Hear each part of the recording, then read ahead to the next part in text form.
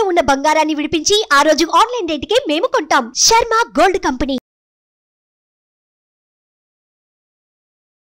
నమస్తే, welcome to Suman TV. నేను మీ యామ్ని. ప్రస్తుతం మనతో ఉన్నారు ప్రముఖ ఆధ్యాత్మికవేత్త గురుస్వామి డాక్టర్ బ్రహ్మశ్రీ రాజన్ నమూద్రి గారు ఉన్నారు. గురుగారితో మనం మాట్లాడదాం.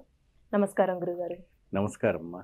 గురుగారు, ఇప్పుడు క్రోధినామ సంవత్సరం కాబట్టి కేరళ పద్ధతిలో అండి మీనరాశి వారికి అసలు ఏ విధంగా ఉంటుంది? తప్పకుండా ఈ మీనరాశి ఏంటి ఎప్పుడైనా చాలా అదృష్టంగా ఉండబోతుంది. దానికి ముందుగా శ్రీ మహాగణపతి దేవతోప్య నమ. చూసే వీక్షకులకు నమస్కారం. క్రోధినామ సంవత్సర శుభాకాంక్షలు. ఈ సంవత్సరం అందరికీ కూడా మీకు అష్టైశ్వర్య యోగయాగం ఉండాలని కోరుతూ ఉంటాము. మీకు అన్నీ కూడాను మంచిగా ఎప్పుడైనా మంచి యోగదాయకం రావటం అనేది కనపడుతూ ఉంటుంది.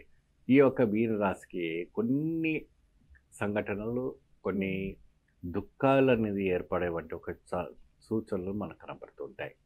ఎందుకు అప్పుడే వీళ్ళకి వచ్చేసి ఎలాంటి శని ఇప్పుడు నడుస్తూ ఉంది కాబట్టి ఆ ఒక ప్రెషర్ అప్పుడు కనపడుతూ ఉంటుంది. అందుమంది ప్రెషర్కి వీళ్ళకి కొద్దిగా దోషాలు ఉంటాయి. ఎక్కువ శాతము వీళ్ళు ఎప్పుడైనా వీళ్ళు జ్యోతిలింగ దర్శనం చేసుకుంటే చాలా అద్భుతంగా ఉంటుంది. జ్యోతిలింగ దర్శనం అంటే సోమనాథ లింగము, ఓంకారేశ్వరము, ఉజ్జయినిలో ఉన్నటువంటి ఒక ఆలయాన్ని కానీ, మళ్ళీ ఏదైనా కాశీ విశ్వనాథ స్వామి ఒక ఆలయంలో కానీ అటువంటి ఆలయాల్లో వెళ్ళేసి మీరు ప్రత్యేకమైనటువంటి ఒక పూజా కార్యక్రమాలు చేసుకోండి. ఇంకోటి ఏంటంటే శనికి ఈశ్వరుడికి బాగా ఇదిగా ఉంది కాబట్టి, శనికి బాగా దోషం ఉంది కాబట్టి మీరు చాలా దుఃఖంలో ఉంటారు. ఫైనాన్స్గా, ఆరోగ్యపరంగా, వ్యాపారపరంగా అనేక రకమైనటువంటి ఒక 5 రకాల 6 రకాలైనటువంటి ప్రభావం అనేది మీ పైన ఎఫెక్ట్ పడుతుంది. కాబట్టి మీరు చాలా జాగ్రత్తగా మీరు ముందు అడుగు వేయాలి. ముఖ్యంగా ఏంటంటే అమ్మా, వీళ్ళు ప్రత్యేకమైనటువంటి రూపాయి కూడాను ప్రతిదిన కూడాను కొద్దిగా కేటాయించుకోవాలి. భార్యాభర్తల్లో కూడా అన్యోన్యతత్వంగా ఉండకపోవచ్చు. వాళ్ళ ఒక ఇంట్లో సంసారం కూడాను అనుకూలంగా ఉండకపోవచ్చు. అటువంటి అన్నీ కూడా ఈ సంవత్సరం జరగబోతుంటుంది. సో వ్యాపారంలో కూడాను ఎటువంటి కూడాను రైతులకు కూడా కాస్త నష్టపరిహారం జరగటము, మరియు అదే రకంగా కొద్దిగా మనం ఏదైనా మీరు పోస్టింగ్ బయటకు పెట్టుకోవాలన్నా, పోస్టింగ్ చేసుకోవాలన్నా, ఇంకేదైనా ఎవరికైనా కూడా మీరు అప్పు తీసుకోవాలన్నా కూడా మీరు కేటాయించుకోవాలన్నా కూడా అది రాకపోవటం అనేప్పుడు జరుగుతూ ఉంటాయి. సో ఇవన్నిటి కూడా నివారణ ఎట్లా, ఆ శనీశ్వరునికి మనం ఏ విధానమైనటువంటి శాంతి చేసుకుంటే ఎటువంటి ఫలితం లభిస్తే ఎటువంటి యోగదాయకం ఉంటుంది అనేసి ఆలోచనతో మీనరాశి వాళ్ళు చాలా తపన పడుతూ ఉంటారు. సో వాస్తవానికి ఏంటంటే బాగా కష్టపడేటువంటి వ్యక్తులు మీనరాశి. మీనరాశి ఏంటంటే చేప, ఎప్పుడు కూడా చేతికి చిక్కదు. మనుషులు కూడా అలాగే ఉంటారు. సో ఎప్పుడు కూడా వాళ్ళ చేతికి చిక్కదు, ఎప్పుడు కూడా స్కిప్ అవుతూ ఉంటారు. మనిషి ఎప్పుడు కూడా మనకి ఎవరైనా గాల వేస్తే పడతారేమో, అది వేరే విషయం. కానీ అమ్మాయిలు కానీ అబ్బాయిలు కానీ కొన్ని విషయాలు మాత్రం పడరు. అటువంటి రాశి ఉంటుంది. సో అలా చలాకీతనంగా ఉంటారు, చురుగ్గా ఉంటారు, యాక్టివ్గా ఉంటారు. ఇతరులకు హెల్పింగ్ చేసే వంటి నేచర్స్ ఉంటుంది. మీనరాశి వారికి అదృష్ట యోగము పట్టాలి అంటే శనీశ్వరునికి సంతోషము చేయాలి. శనీశ్వరునికి సంతోషం చేయాలంటే ఏ విధానంగా చేయాలంటే కూష్మాండ దీపం. ఏమ్మా, కూష్మాండం అంటే ఏంటి? బూడిది బుర్మకాయ ఉంటుంది పెద్దది. ఆ బూడిది బుర్మకాయంలో మీరు శనీశ్వరునికి మంగళవారంన, మీరు శనివారంన ఒక్క బూడిది బుర్మకాయని కోసి దాని నిండా మీరు ఏం చేస్తారంటే ఈ 3 తైలము పోయాల. ఏమేమి తైలం పోస్తారు దీనే? మీరు కస్టర్డ్ ఆయిల్ అంటే మీరు ఆముదము నూనె అంటారు, కస్టర్డ్ ఆయిల్. ఇంకోటి నువ్వుల నూనె. మూడోది ఎప్పుడైనా విప్ప నూనె. 3 తైలాలు ఒక్కొక్క లీటర్ పోసుకోండి, 1/2 లీటర్ పోసుకోండి, 1/4 పోసుకోండి, మీ ఇష్టము. ఎందుకంటే ఆ సైజు తగినట్టుగా కూష్మాండం పెద్ద సైజు ఉంటుంది కాబట్టి. మరి వత్తి ఎప్పుడైనా ఒక మంచిగా ఒక 1/2 కేజీ తీసుకున్న, 1/4 కేజీ తీసుకున్న ఆ వత్తి మంచిగా తొడ్డుగా చేసి అందులో కర్పూరం పెట్టి ఆ ఒక శనీశ్వరునికి దీపారాధన చేయాలా. శని స్తోత్రం, శని గాయత్రి జపం చేసుకోవాలా.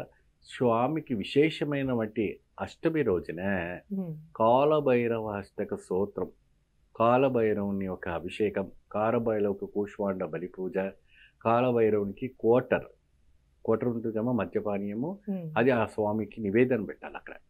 అంటే ఇది వచ్చి స్వామి వారికి దుఃఖహరణ, దోషహరణ, నివర్ధన పోతుంది. ఆ మద్యపానీయము ఆ ఒక్క కాలభైరవునికి ఇవ్వటము, ఆ స్వామికి అభిషేకం చేయటం వల్ల కూడా సకల దోష నివర్తన అవుతుంది.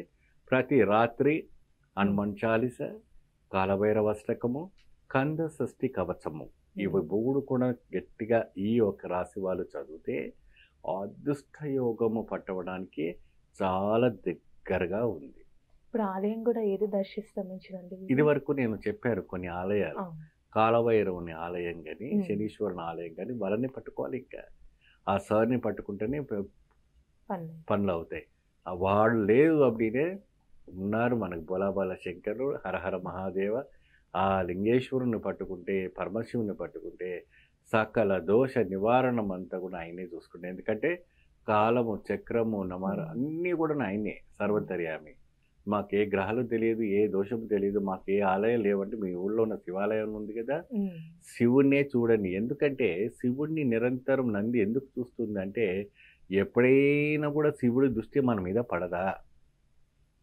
అందుకే నంది ఎప్పుడు కూడా కన్ను రెప్ప ఆడకూడదు. అందుకే ఆలయంలో ఎప్పుడైనా కూడా మీరు వెళ్ళినప్పుడు కన్ను తెరిచిదా స్వామిని చూడాల, వారి దృష్టి మన మీద పడాల.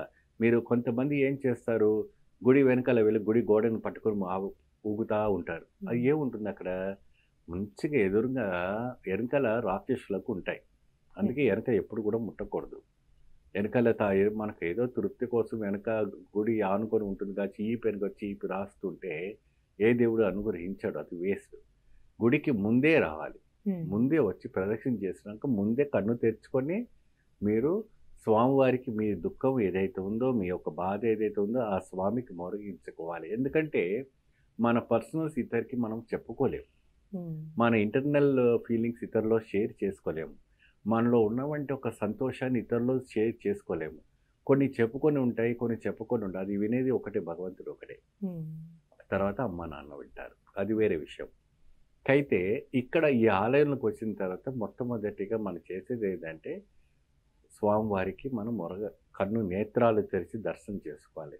ఈ ఒక మీనరాశి వారికి శనిదోషం పీడిస్తుంది కాబట్టి ఈ క్రోధనామ సంవత్సరంలో కొద్దిగా క్రోధంగానే ఉంటుంది, కొద్దిగా వంకరగానే ఉంటుంది. తప్పి దానికి మీరు ఆ వంకర్ని సీదా చేసుకోవాలంటే ఈ పరిహారం చేసుకోవాలి.